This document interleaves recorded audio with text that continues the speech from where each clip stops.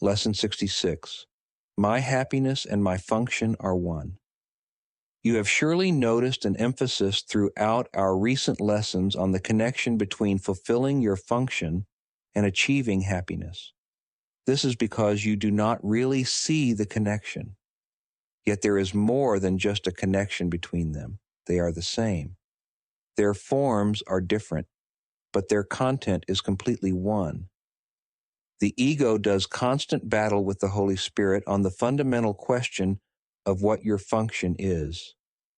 So does it do constant battle with the Holy Spirit about what your happiness is? It is not a two-way battle. The ego attacks and the Holy Spirit does not respond. He knows what your function is. He knows that it is your happiness. Today we will try to go past this wholly meaningless battle and arrive at the truth about your function. We will not engage in ceaseless arguments about what it is. We will not become hopelessly involved in defining happiness and determining the means for achieving it. We will not indulge the ego by listening to its attacks on truth.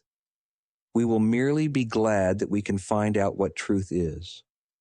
Our longer practice period today has as its purpose your acceptance of the fact that not only is there a very real connection between the function God gave you and your happiness, but that they are actually identical.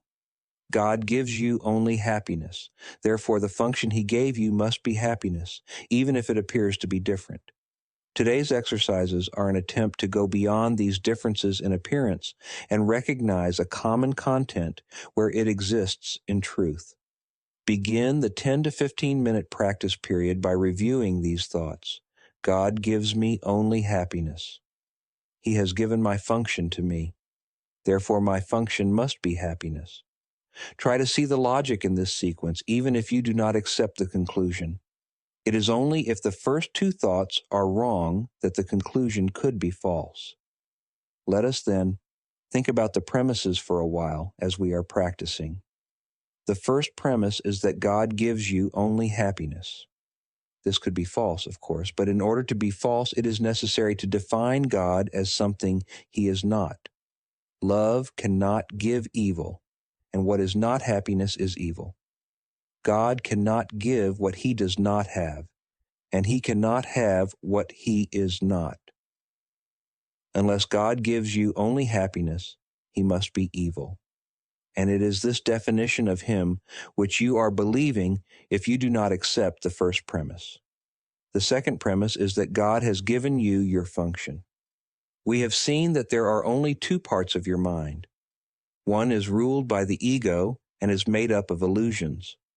The other is the home of the Holy Spirit, where truth abides.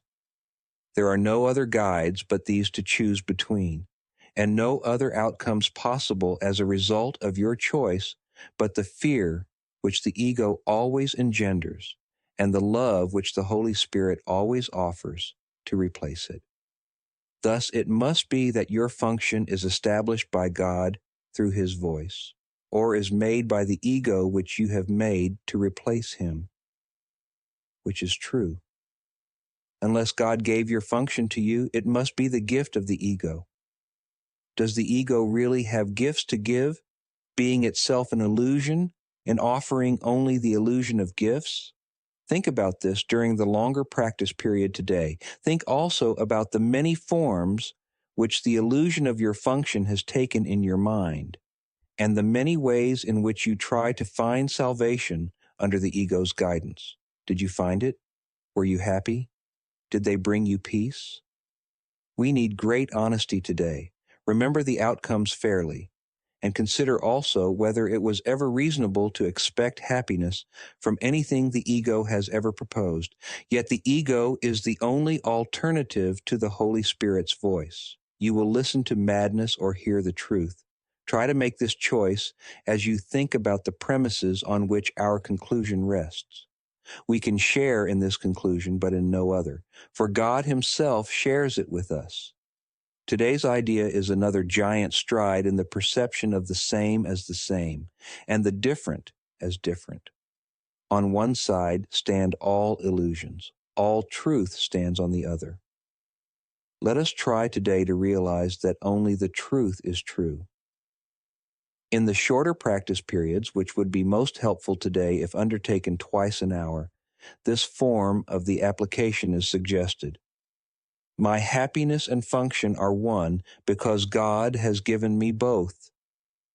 It will not take more than a minute, and probably less, to repeat these words slowly and think about them a little as you say them.